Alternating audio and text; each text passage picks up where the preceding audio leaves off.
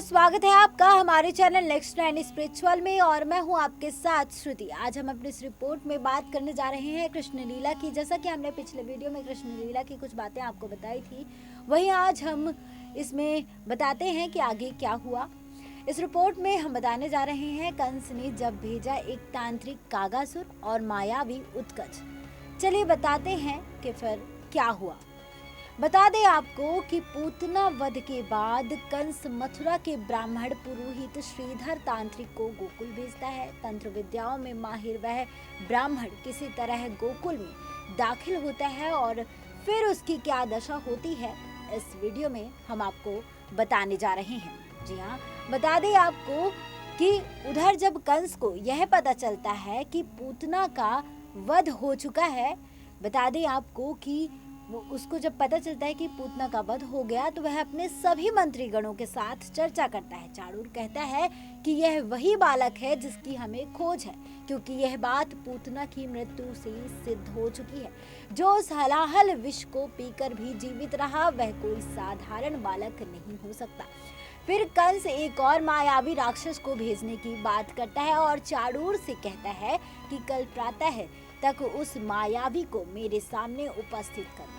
वह जो भी पारितोषिक मांगेगा उसे हम दे देंगे। प्रातः कंस चाणूर से कहता है, चाणूर हमारा ये पुरोहित तुम्हारे साथ आया है। चाणूर कहता है, जी महाराज।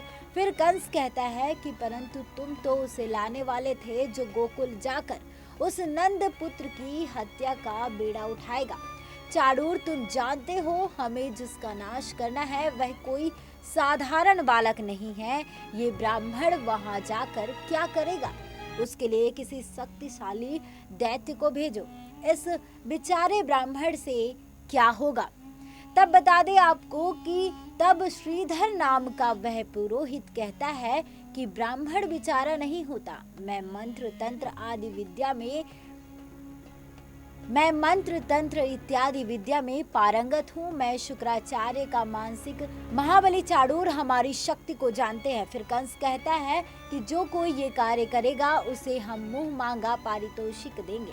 यदि तुम यह कार्य कर सकते हो तो जाओ। उधर यशोदा मैया माता रोहिणी को यह बोलकर कहीं चली जाती हैं कि दीदी जरा लल्ला का ध्यान रखना, मैं अभी आई। फिर नंदराय यशोदा मैया से कहते हैं कि किसी भी अपरिचित व्यक्ति को घर में ना आने देना, स्त्री हो या पुरुष, कोई भी हो।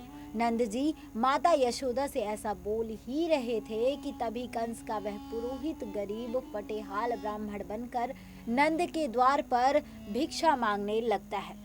नंदराय को उसकी हालत पर तरस आ जाता है। वे पूछते हैं कि आप कौन हैं और कहां से आए हैं।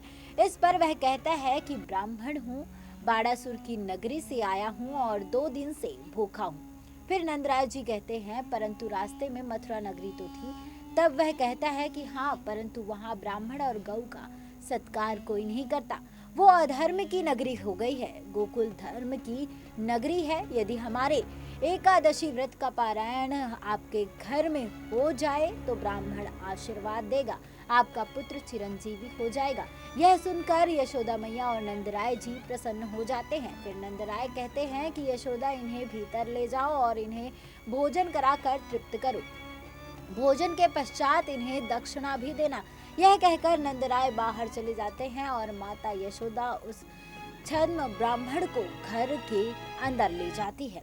यशोदा मैया उस ब्राह्मण को लल्ला के पालने के सामने बिठाकर रोहिणी माता के साथ रसोई घर में भोजन बनाने के लिए चली जाती हैं।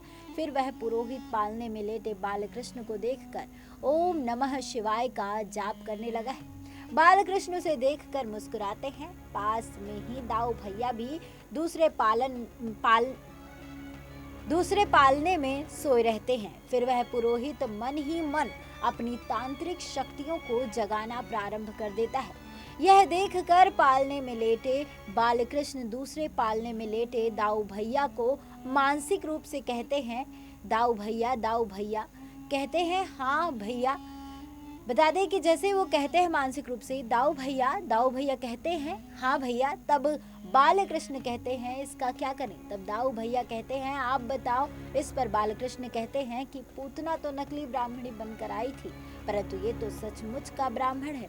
भले ही भ्रष्ट है परंतु ब्राह्मण है, इसे मारने से तो ब्रह्म हत्या लगेगी। यह सुनकर दाऊ कहते हैं तो क्या करेंगे भैया। तब श्री कृष्ण कहते हैं इसको तो मजा चखा देंगे। दाऊ कहते हैं कि हाँ बड़ा मजा आएगा भैया। फिर वह ब्राह्मण अपनी शक्ति से अपने हाथ से एक राक्षसनी प्रकट करता है। बाल कृष्ण मुस्कुराते हैं। वह राक्षसनी उन्हें खाने के लिए पालने में झुकती है तो उसे बिजली का झटका लगता है। वह 3 बार यह प्रयास करती है, देखकर पुरोहित भी दंग रह जाता है। फिर उस राक्षसनी को भयंकर झटका लगता है तो वह गायब हो जाती है। यह देखकर ब्राह्मण पुरोहित दंग रह जाता है।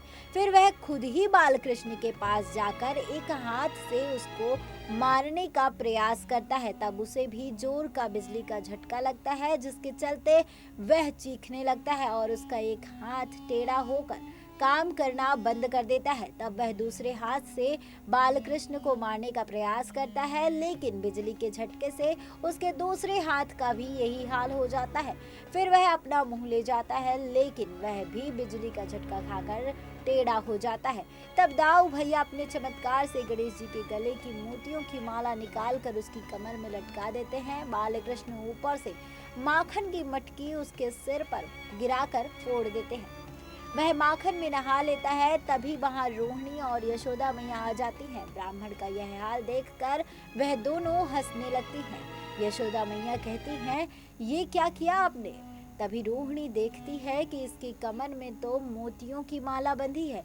यह देखकर वह कहती है अरे ये तो कोई चोर है, ये तो भगवान जी का हार चुरा कर ले जा रहा था, शायद इसीलिए भागते हुए यह गिर गया होगा।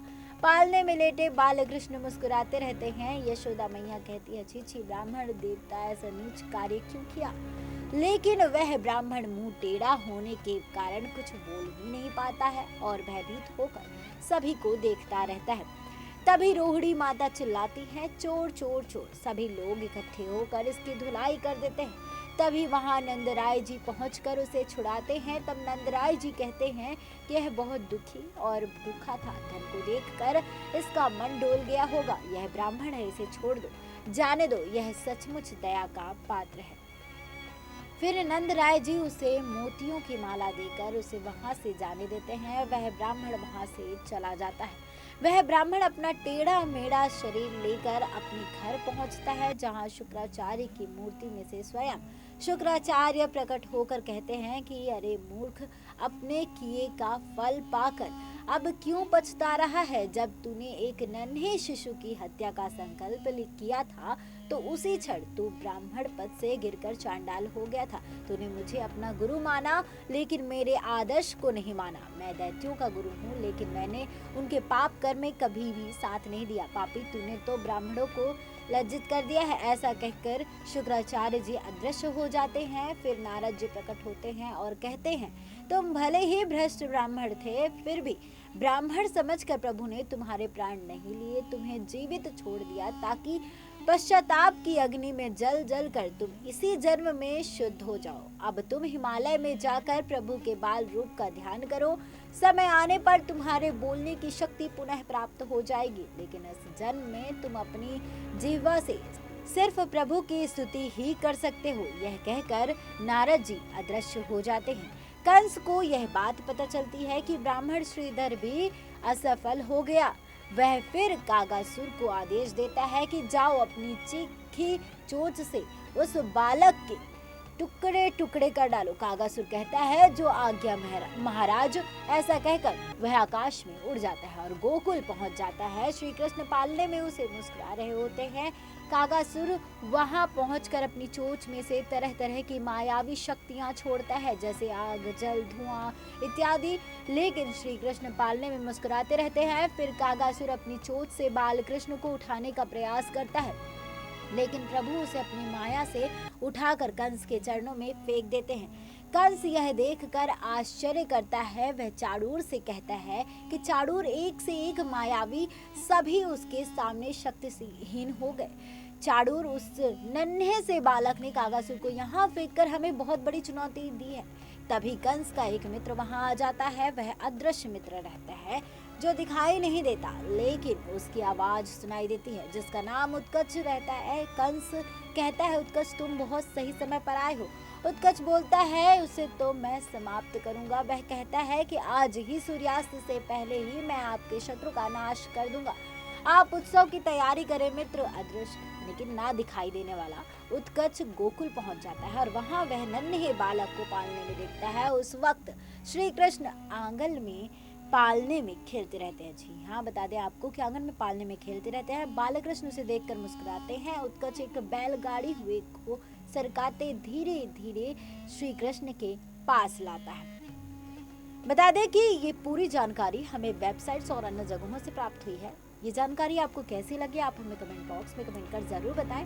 और आपको किस तरह से जानकारी चाहिए है, या फिर आप किस तरह से बालकृष्ण की लीलाओं को एंजॉय कर रहे हैं, आप हमें कमेंट बॉक्स में कमेंट कर जरूर बताएं। और बालकृष्ण की लीला को आप किस तरह से महसूस कर पा रहे हैं, वो पात्र आपको आपकी आंखों में दिखाई दे रहे हैं नहीं, जरूर बताइएगा हमें कमेंट बॉक्स में। तब तक के लिए जय श्री कृष्ण।